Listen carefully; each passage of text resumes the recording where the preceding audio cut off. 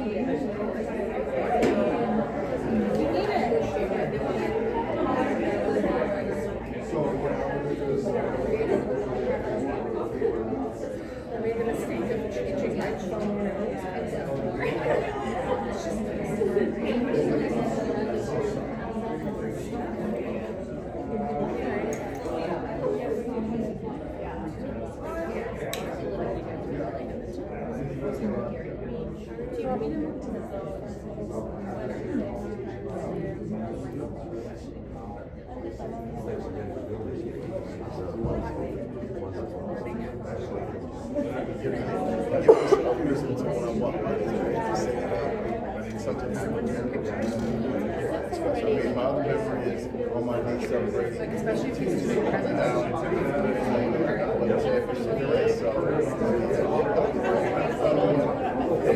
you're gonna want to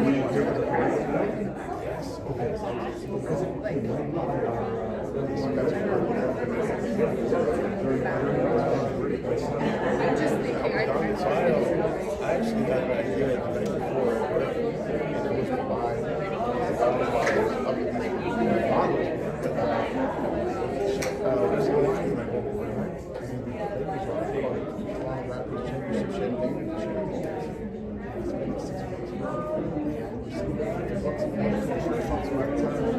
supply and demand, they go all the way up. You get people are buying it was the greatest. It was the adventure of my life. Did you get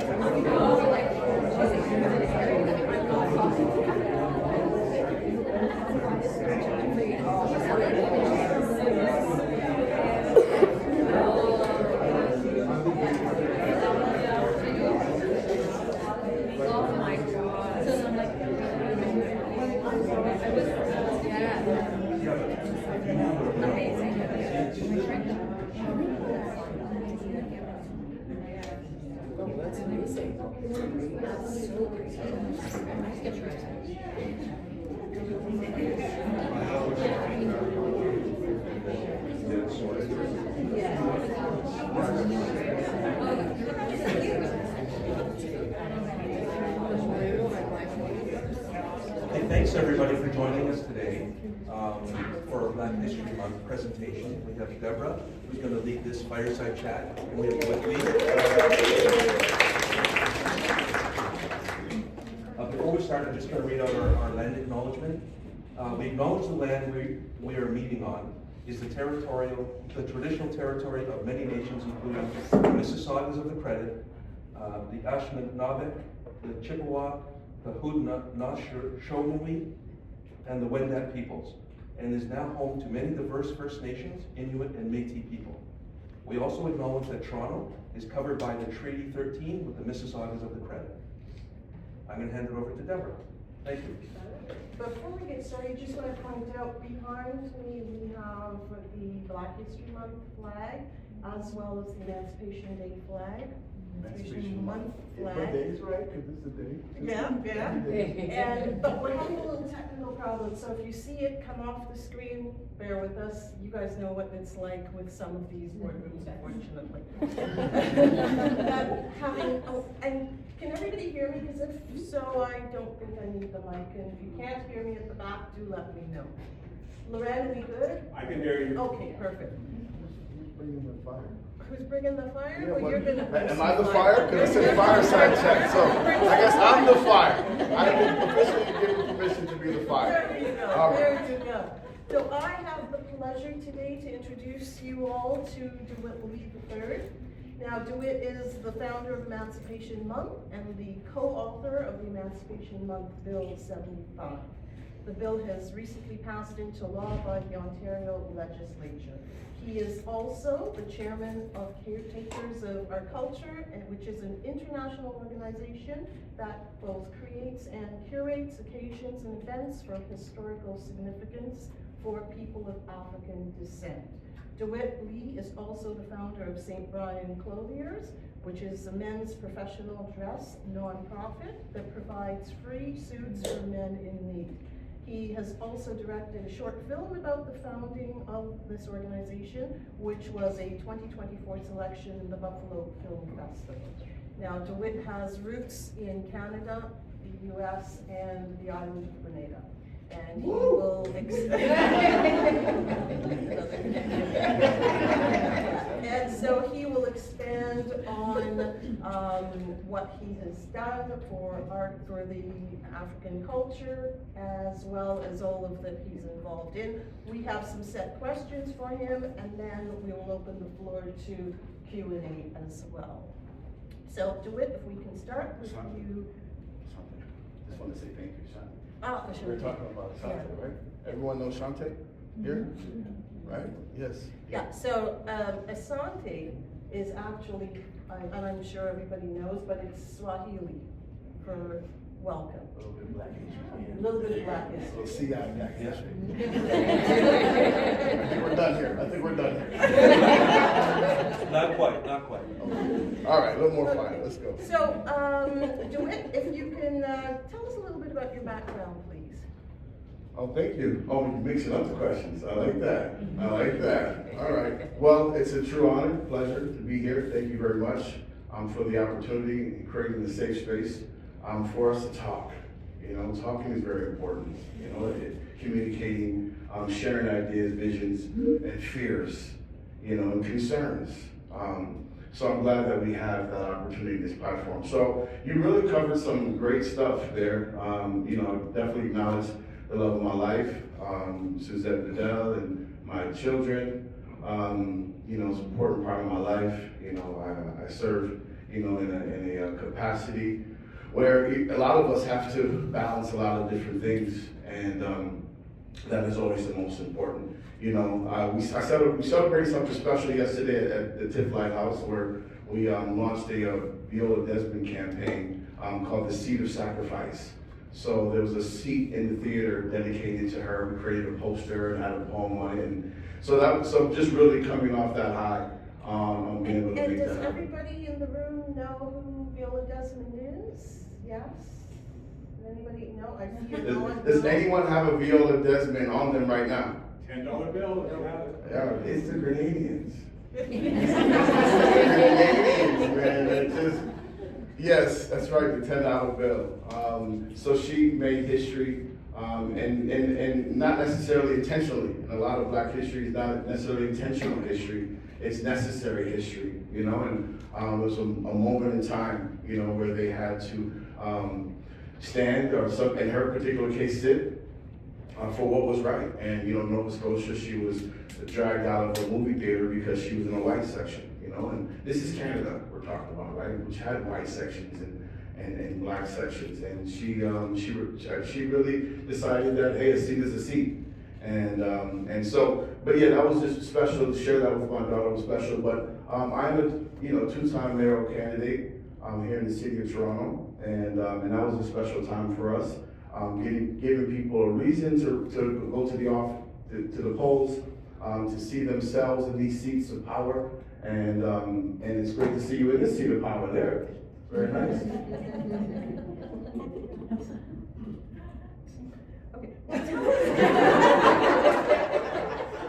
I mean, I aspire to win a spelling bee one day in my life. What else? Nice little segue. So tell us, what does Black history mean to you? Well, you know, I'll tell you what, it means, it's actually, it's a hard thing. It's like almost, it's your birthday, but it's also the day my dog died, you know, and it's like a happy day, but it's like, you know, you miss Rover, you know? And so and we're forced to compress all of these emotions. You know, and it's like, well, we have to pick which emotion. And then we have to also tone down that emotion, or not too sad now. Don't get overboard, right? It was 20 years ago he died. You know, you're only 3, you don't even know the dog, right? But you can't tell me how I feel about the dog, you know? So, or, you know, get too happy. And it's like, okay, you get a little bit too happy. You know, you're showing off your colors and you're doing a little much. You know, good thing February is only 28 days. We only got to tolerate this for 4 more days, you know? But it is an important time, I think, for organizations like yourselves to look at your role in Black history and how you can impact Black history and what kind of, you know, along your timeline. I was on your website, spent a lot of time on your website, and, you know, I noticed there's a timeline, right? And along those milestones, you know, where is that Black history milestone? Because, you know, it's really being on the right side of history, right? It really is also a time to help those who are not familiar with the plight of people of African descent on this continent, to have a better understanding on what it took for us to be able to be in this room as harmonious as we are. This was not automatic. This didn't happen because the people who were in power and who forced this oppression on people who couldn't fight for themselves, they didn't plan it that way. And even though laws were passed, it still doesn't change the heart. You know, it didn't change the heart. So it took a certain kind of person who was willing to take the worst and keep their eyes focused on, you know, what the best possible outcomes are, you know, and we call that emotional intelligence today, right? It's celebrated as emotional intelligence. How do you manage your emotions when things go wrong or you're treated bad? And you know, I come from a long line of people who were able to look that disrespect and look that hatred in the face and be able to smile and be able to remain professional and maintain a level of dignity that is only through God's grace. So, you know, I think Black History Month is, you know, a time to celebrate, it's a time to mourn, but most importantly, I think a time to learn. Thank you for that. Behind us, as mentioned, we have the Emancipation flag as well as the Black History flag. This one's also, I can't see, that one's the Black History flag. Yeah, that's right. There. So can you educate us a bit on what the flags mean, how they came about? Yeah. Well, I'm still very appreciative of this, what has been done here behind me. It's really beautiful to see the artistry that went into it, and even the work to make it wave like that is really special. And I mean, I have a vision of, you know, Sankofa Square, for that to be on every screen in Sankofa Square before the end of this month. So maybe we can work on that together because it is beautiful. It has a lot of symbolism in it, but the foundation of it is the colors, the red, the black, and the green. And those colors were determined by a group of tens of thousands of people who belong to an organization called the UNIA, ACL. And this organization has roots in Jamaica. Just to see who's in the room. Any Jamaicans in the room? Yeah, this is Black History. There you go. Feel free to see how to represent. I appreciate how you represent. That was a very York Street representative. That was the nicest I'm from Jamaica I've ever seen in my life. Wow. So controlled. I love it. Does C stand for control, by the way? No? Okay. That was pleasant. But nevertheless, the founder of this organization, his name is the Honorable Marcus Messiah Garvey, and he ran an organization in the 20s that really grew across Canada, grew across the United States. But they had a convention in 1920, and this convention was to determine a series of things that were going to govern not just how people of African descent operated, but how the world was able to operate with them. Because we never had a code of conduct on how to treat us. We never had this is how we be referred to, right? It was always imposed on us. This is what you are. So, you know, we had to say, you know what, it's going to be Negro. It's going to have to be Negro, because we have to meet somewhere in the middle, okay? And we had to enforce that. So a lot of things were determined, and what was also determined by these tens of thousands of members of the UNIA was what our flag was going to look like. There was a song in 1920, you actually can find it on YouTube. It says, every race has a flag but the coon. And that was on the radio. And so in response to that, they said, all right, well, we'll answer that. And feel it's terrible, oh, terrible. And it was normalized, right? And that's the thing. We're dealing with, a normalized state of hatred and disrespect that perpetuated for centuries, right? And how do you undo that? Because that didn't just stay in the confines of the border of the United States or Canada or Britain. It leaked, right? It was put in media, and people all over the world were impacted by this false narrative that people were less than. And so it's very important, especially as we entertain people from all over the world who start making Canada their home, making the US their home, who have been impacted by this white supremacy, right? It has a ripple effect, If you throw, a plastic bottle in Lake Ontario, it could end up in Grenada. Hey. It could, right? And so the same thing goes with these philosophies of hatred and disrespect. And so it's important that during Black History Month, those who have never had exposure to the plight and the struggles and sacrifices of the people of African descent to find out, why. So they determined that the red, the black, and the green was going to represent the flag. Red standing for the bloodshed. Black representing Black people, and the green representing Africa. So my organization was the first to ever raise the traditional red, black, and green flag in Canadian history at Toronto City Hall. And it's kind of how we got to Emancipation Month, because I kept submitting this request to have the city do it, and they kept denying me.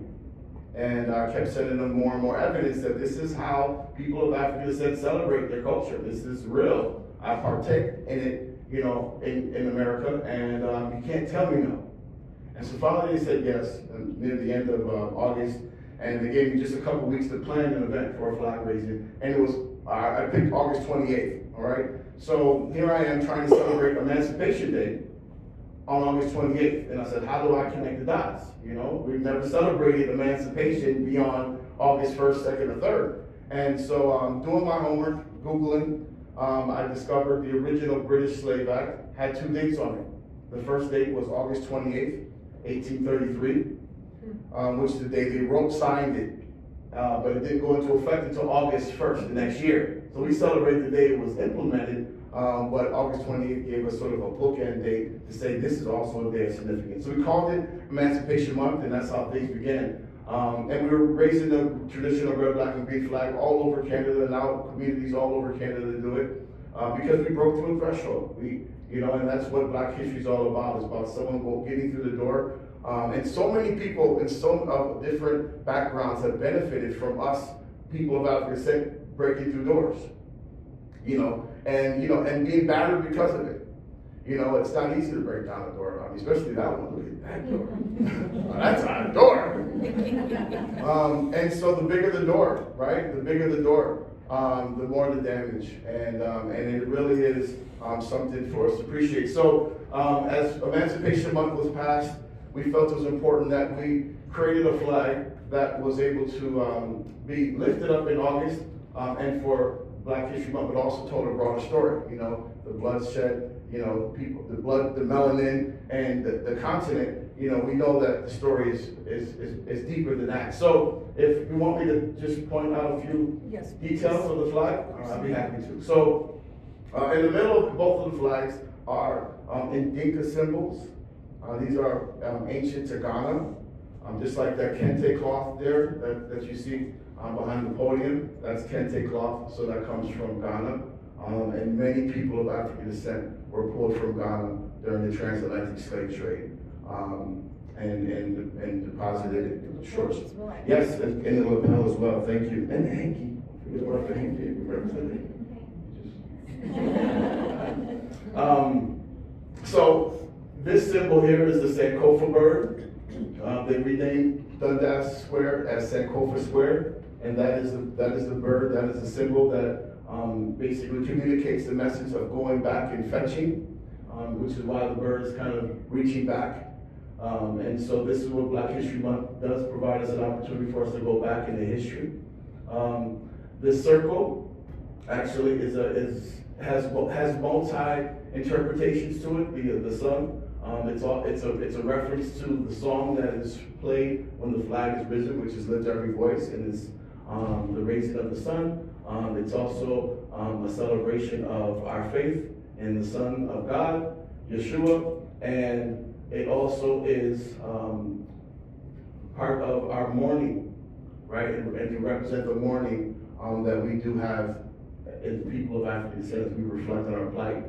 During the month of August, there is 8 days dedicated to mourning, the 8 mornings of mourning, and it's Passover, as people of Jewish faith have, which is a religious observation, time of observation for them, and they commemorate and remember their plight from Egypt and breaking the bondage of slavery then. And so this 8 mornings of mourning during the month of August allows us to thank our God for delivering us from the hands of slavery around the world. And it also gives us an opportunity for the workplace to show sensitivity to Christians of African descent who observe these 8 mornings of mourning called the rites of passage.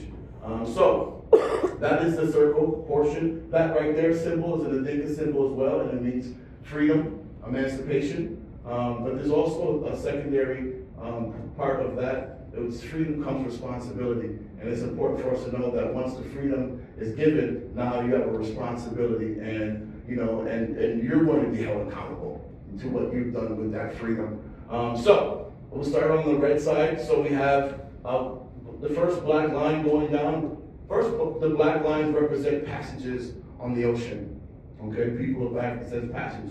So the first here represents the passage when we were captains of the ship.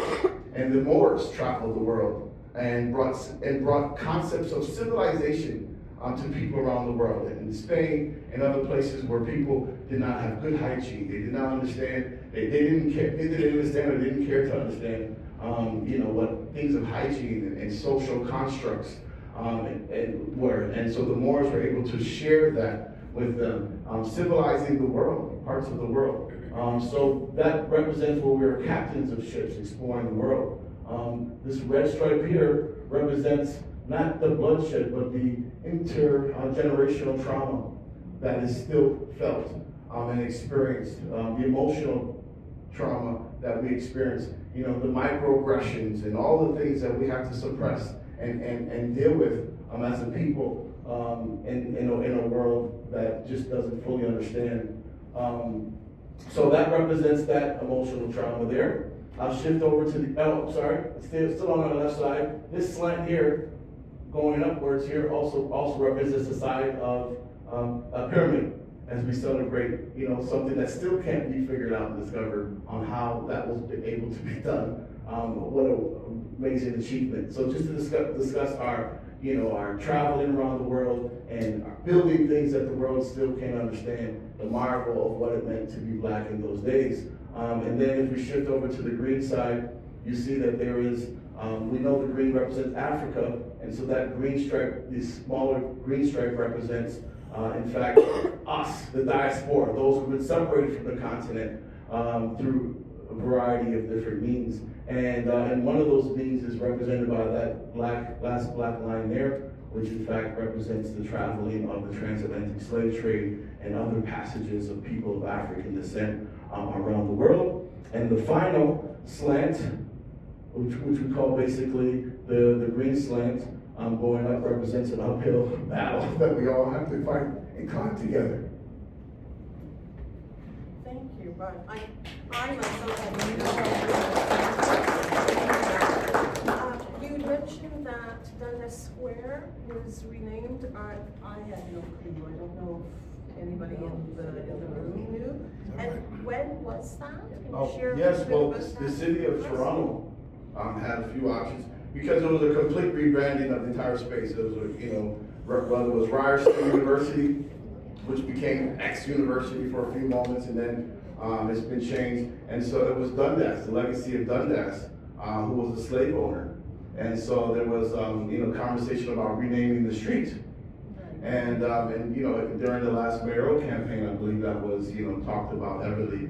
And so it would seem to be a compromise that the city was able to come to the community to rename Dundas Square to Sankofa Square. There were a few other options, obviously paying homage to the indigenous roots of this community, but it was Sankofa Square that they went along with, which is historical.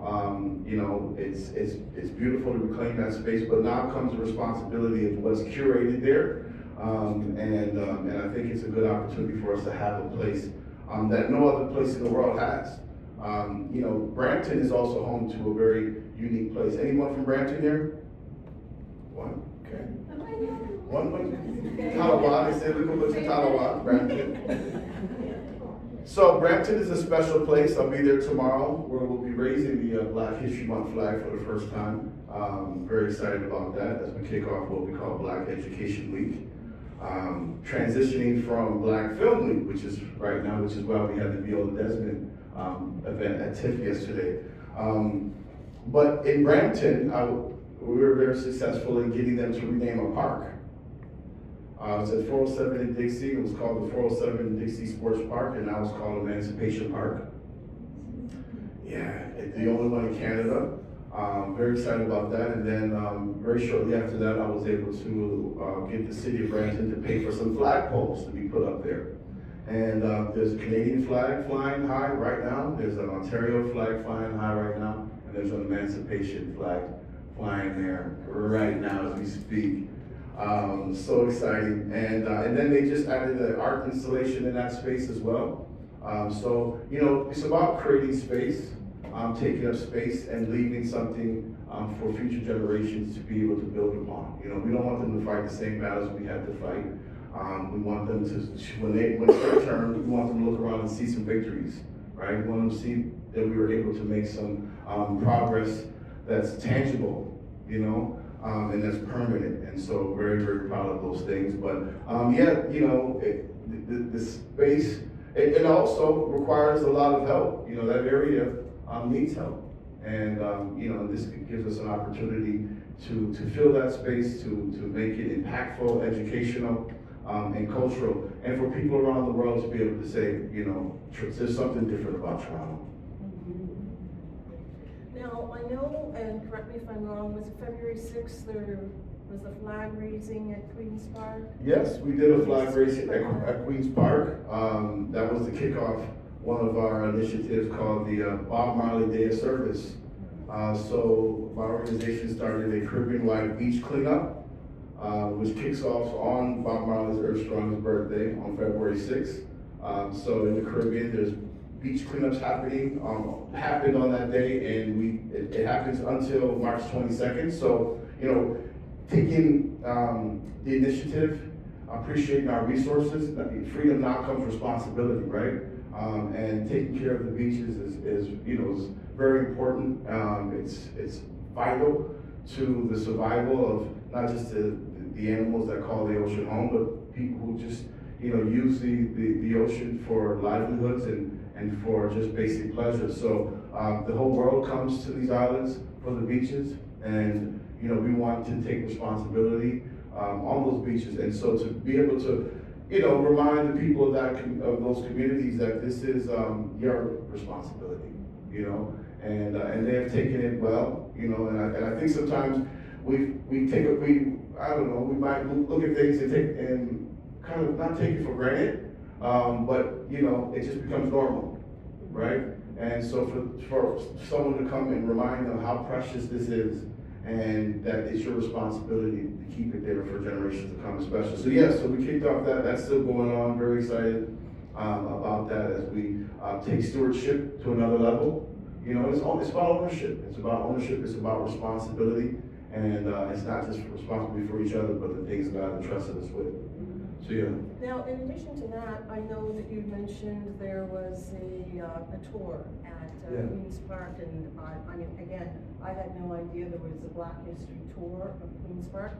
Can you share some of what would have been seen? Well, the tour, you know, there's a lot to be found there, and there are some incredible monuments and plaques dedicated to those who have made an impact in those spaces, especially people of African descent. So it was kind of customized to the audience, and we were able to visit some places. There's a beautiful bus that was just recently made for Lincoln Alexander, and there was also a plaque commemorating the military unit, and also, and just also like the first speaker and many other people who have contributed. Perhaps, Larry, I'm assuming everybody knows who Lincoln Alexander is, but if not, can you perhaps share a little bit about that as well as the, you mentioned, for the first. Oh, yes. Well, there's there's a federal day commemorating January 21st as Lincoln Alexander Day across Canada. And, so it's important, and that's what kind of caretakers of our culture does, is you manage these sites, first of all, online. So, it's about ownership, and, social media, we believe, is our channels of communication. So we manage those channels like Lincoln Alexander Day on Instagram and Facebook, and making sure that it's in our hands so that we can cultivate, that future, and the content that it appears in this space. And also give us the opportunity, like CI Financial, to say, hey, this is an outlet where we can show our support for people and moments in history that people around the world celebrate, that pertains to, is done by people of African descent. So, because you have to do it sooner or later, these are channels, there's networks, there's people here, and, and sometimes businesses like CI Financial may not want necessarily go into that space because you don't want to not appear as not being genuine, and there are mistakes that can be made that can be hard to recover from, right? So instead of making a mistake, instead of me getting turned down by this pretty girl, I just won't ask her out, right? Just by default. I almost did that, in my life, and I almost talked myself out of doing it just because I was like, I don't want to put my foot in my mouth, but I said, you know what? I washed my foot. so it's a clean foot.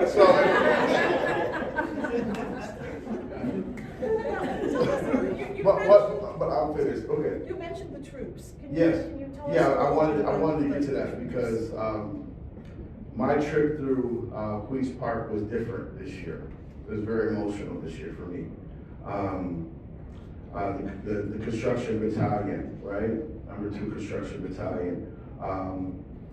And the reason why it was different for me is because the last few years of my life, some pretty important big things have happened. Before we get there, educate us on what or who the Sure.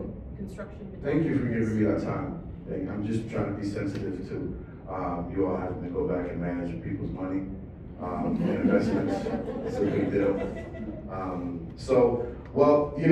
This is very, very good information. Like, it takes a lot of time. And this is why caretakers of our culture, we created individual times of the year where we can celebrate that, and we can really dig deep and take a deep dive into what it meant, what these moments meant, instead of flying through it and hoping that you grasp some. People of African descent have been fighting for these countries, and this is what's important about Black history. That these countries that treated us so horribly were the greatest patriots, right? Because the treatment was not, it wasn't shared, right? The love wasn't shared, the respect wasn't shared, it wasn't reciprocated, right? It was discouraged, right? We're told to get out of here, go back, and in the face of all of that rejection, we just kept pushing, we just kept believing that this is our home. We fought for this space, we died in this space, and we want to cultivate this space, and we want to do it with you. We want to do it with you. We see something good here. We see a room full of people from different backgrounds as special. This is what makes these parts of the world special, is because we all get to share this air here. So, there was times that said, no, you can't fight in the war. We don't want you. There's no place for you to fight in the war. You're not capable of fighting the war. And a lot of that had to do with fear, because I'm sure they said, if we give you a gun, you might shoot us. And under normal circumstances, I understand why. I understand why they would think that. It's out of fear. And maybe they felt like they deserved it. but essentially, they were visionaries, and they said, my act today will impact so many other people, will impact my family, will impact generations of my family. And so they kept sowing love and sowing patriot love, that patriot love. You have to understand, when we hear an anthem, we think about those who fought and loved these countries before the country loved them. Okay? Before they saw it as an asset. I read in your code of conduct, you talk about diversity as an asset, right? And it's like, it wasn't always that. And some brilliant person in marketing said, hey, look, it's here. We might as well call it an asset so we can, use it against other people who don't have it. Turn a liability to an asset. I think that's what you try to teach all your people, all your clients. And so if you minimize, that's your net worth grows, right? I did a little bit of homework for you, just in case somebody asks me a financial question. Net worth, right? Your liabilities and your assets, and it's an equation, right? And so if we take what we consider a liability of having people from diverse backgrounds and turn it into an asset, then our net worth grows. So that's brilliant. But you then have to, if you're going to fill a room full of people, then those people in that room, you have to create a space for them to learn about those people, right? And so this opportunity just to talk about what people of African descent did in Canada and the US is so phenomenal. So there's a plaque there commemorating the #2 Construction Battalion. They have their own stamp. They're starting to now get their celebration, and there's members of their family who are able to receive those flowers, but you can never thank those who did it, right? And that's why Black History Month is so important. It's like, how do we give people their flowers before they leave, right? And I think that's our mission right now, is to make sure that we are able to thank those who were able to bust down those doors for us, because they deserve it. And if they leave here without getting it, then there's no way to pay that back. There's no way to measure that amount of loss. And when you talk about reparations, it's the people who deserve it won't get it, right? And so that's what makes it so disheartening. But so as I'm going through Queens Park, I'm seeing these different milestones of these people of great significance, and I'm thinking about the work that we did to honor their work. So in this park, Emancipation Park in Brampton, the mayor at the time gave me a couple of dates to have a flag raising celebration, right? And so I picked November 7th, just because, I don't know, it just worked for me. I won a barber the day after, it just worked out for me. So I did some research on the day, right? It was a normal day. It was a special normal day to raise a flag, and that was significant enough. But I just kept digging. I like to be informed. And I found out that November 7th, 1775, that there was a British governor in America. So remember, US and Britain were at war. And Britain occupied spaces in the US, right? That's why there's a New England in the US, because they started renaming stuff, right? And that's why we're renaming stuff, because that's what you do. But nevertheless, he put out a proclamation on that day, November 7th, 1775. He said, anybody, people of color who are enslaved, want to fight for us, we'll give you your freedom. And so it was kind of the first time that people of African descent were able to emancipate themselves. It was also the first time that they were actually able to be in the military in North America. And so I said, well, look at that. It's Black Veterans Day. And so that became Black Veterans Day, the first Black Veterans Day in Emancipation Park. And the next year, I went to Buffalo, New York, where there is a naval park, and there's a very special monument commemorating the sacrifice and contributions of people of African descent in all the wars. And I thought that would be a good place to have the second annual Black Veterans Day. And the bricks are actually dog tags, and they have names of the soldiers there. And so all we did was, invited the community to come, and we just cleaned them. I just got down on my knees, and we just brought buckets and soap, and we just cleaned them in honor. And that made local news in Buffalo. And then all of a sudden I get a phone call from CNN asking me to speak about Black Veterans Day, this Canadian holiday that has come to America. So I feel so great because very rarely do you hear about Canadians invading America. And like, you know, I'm like, this is awesome, right? Like this is a win for Canada, right? Like, you know, we're exporting content and exporting culture, right? Where we normally import culture, right? Emancipation Month is not just a Canadian commemoration of what the British did to people of African descent. It's the global emancipation story, right? We talk about the slave trade, the Arab slave trade, which happened long before the British and Portuguese and the Dutch and everybody got involved and started monetizing people. And so we start there. We start with the Arabs' invasions of Ethiopia, and that's where our reparation conversation starts. And fortunately, they have money. It'd be a terrible thing if they didn't have any money. What do you get from them, right? But these are billions and billions of dollars. So we're excited about those kind of conversations we have. But nevertheless, as I'm going through Queens Park and we look at that marker for the color, the construction battalion, I'm thinking about, wow, we did something special for them. You know, now we're able to teach, you know, history in Canada. The thing is, when Britain actually honored that proclamation, and they took many of those people who were formerly enslaved in America, and they brought them to Nova Scotia. These are your black loyalists, right? The people we celebrate as these great Canadian patriot, you know, war heroes, were actually people who were enslaved in another country, right? Sent them to Sierra Leone, where there's a place called Freedom Town, right? So really, you know, being black without borders is really important for us to embrace. Because we are, and our descendants and our bloodlines, you know, have gone all over the world. That's why I have a problem with the word minority. Who are you calling a minority?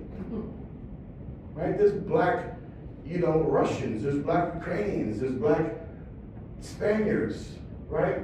People of African descent are all over the world, contributing, impacting the world. So who are you calling a minority?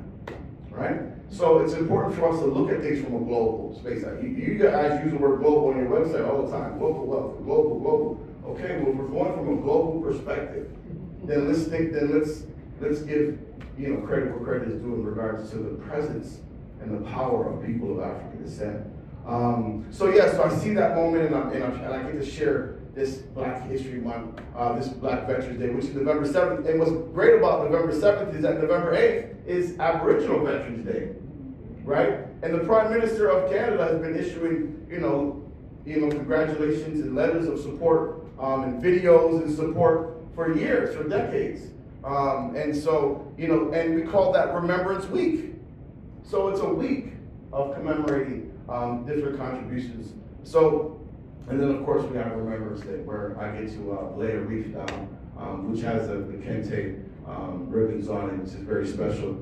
Something that my children have done in years past. So then we get into the chamber of Queens Park, and I start tearing up a bit because there's a video that I think we're attempting to play and share with you, but it's a very special moment. It's a very special moment with the reading of the bill, right? So in order for a bill to be passed, it requires a first reading, second reading, third readings.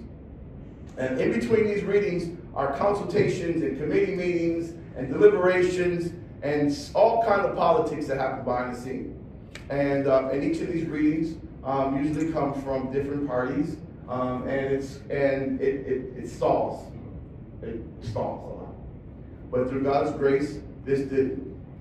And I did bend in regards to the language that's in the bill, right? I had to stand up and fight for certain wording to make sure that generations that follow us will be able to use that as ways to enter into spaces and to infiltrate and cultivate, you know, spaces, change for good, change for equality.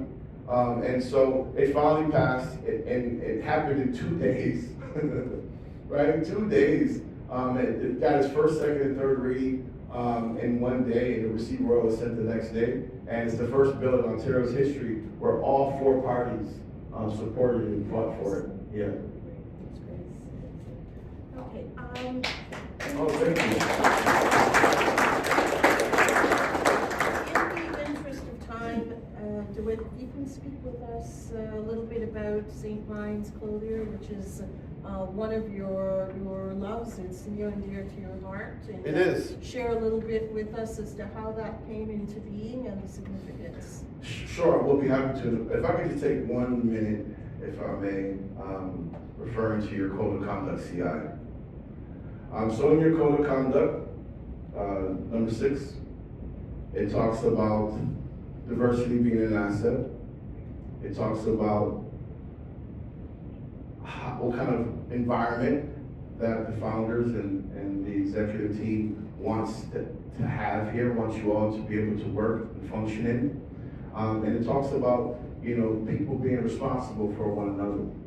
And there's a line that says, if you witness anything that is disrespectful, harmful, threatening, or unprofessional behavior, that you're responsible to tell someone.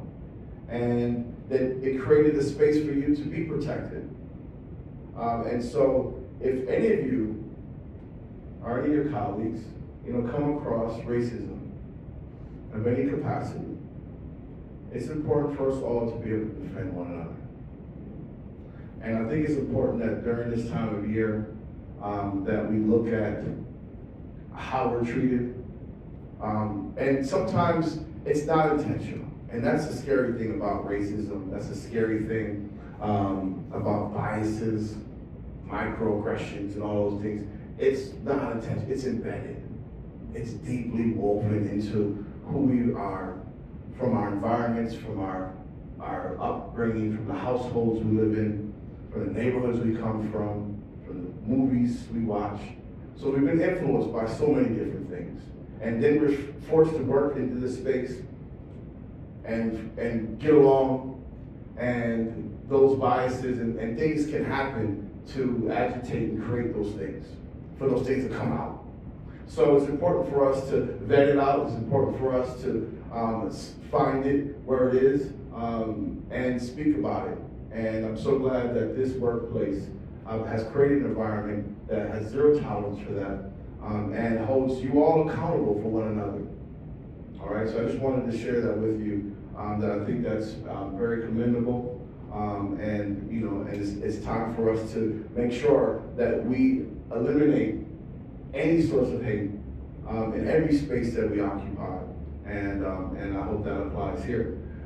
So, St. Brian Clothiers is one of those things we talked about out of survival, right? Out of tragedy.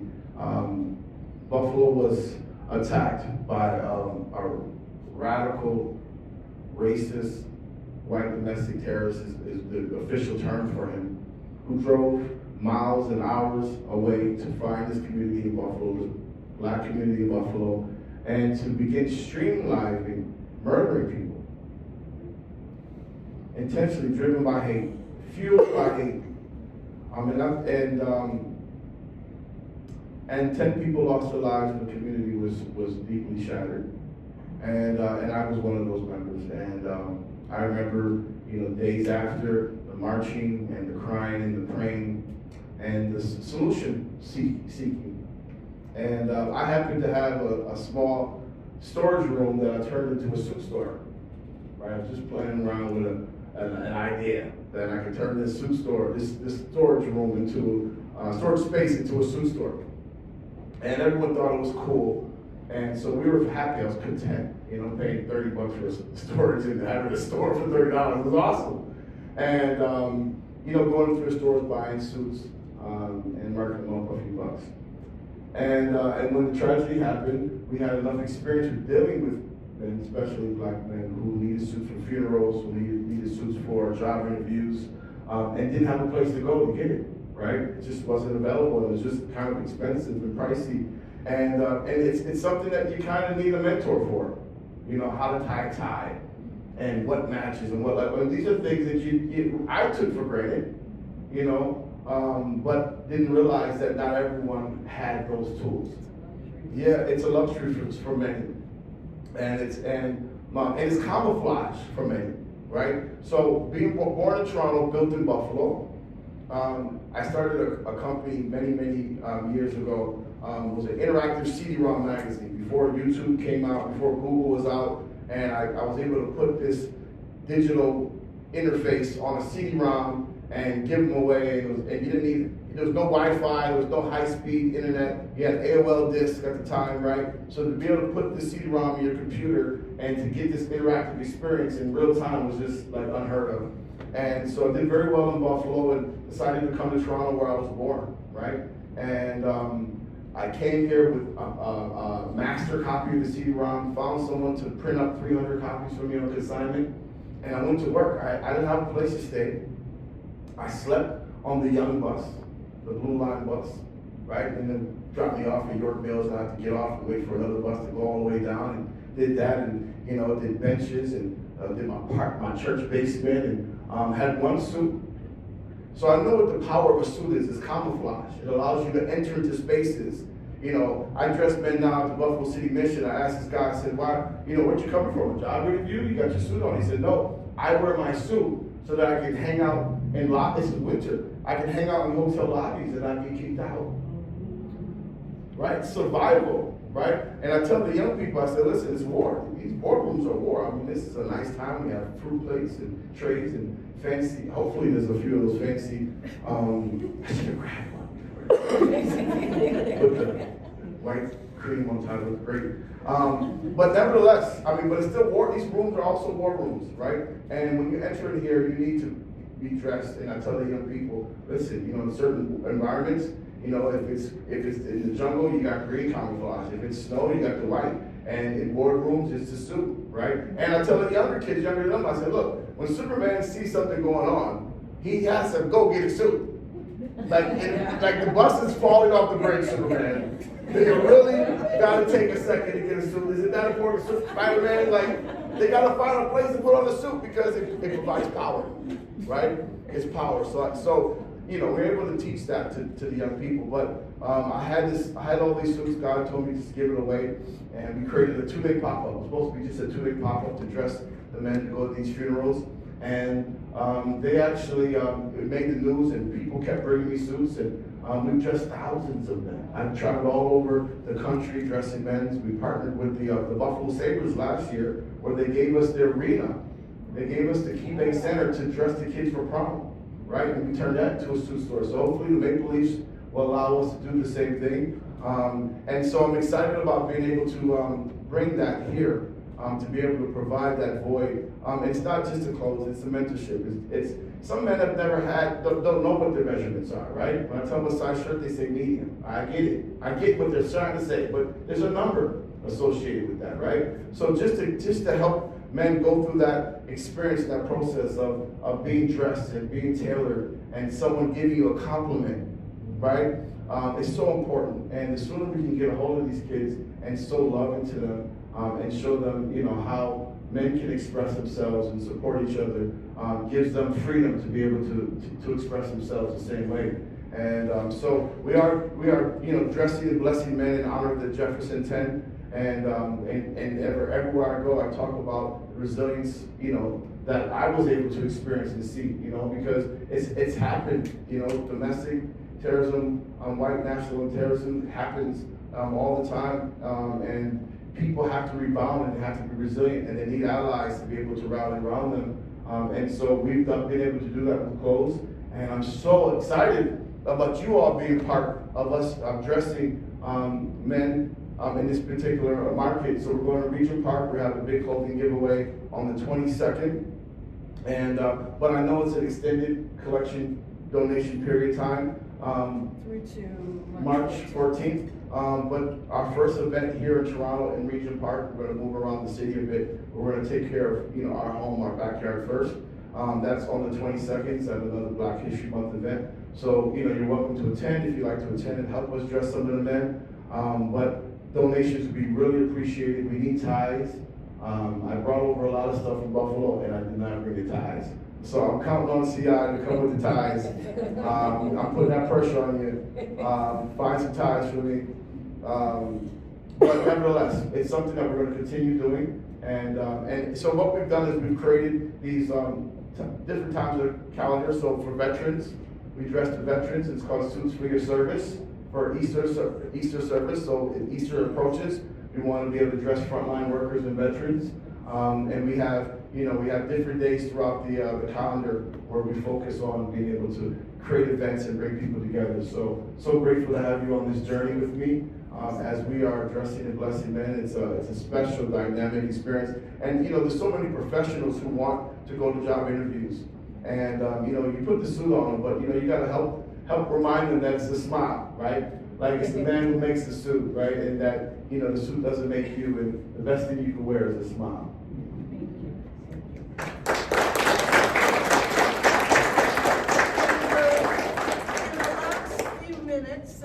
Does anybody have any questions? We could probably take one or two if there's any questions for Dewitt. I think we're gonna have to officially end because it's 2 Yeah, o'clock, it's 2 but o'clock, if okay. those people can stay behind and ask questions. On behalf of CI and our multicultural, White Multicultural PR chief, we would like to thank you So grateful. for sharing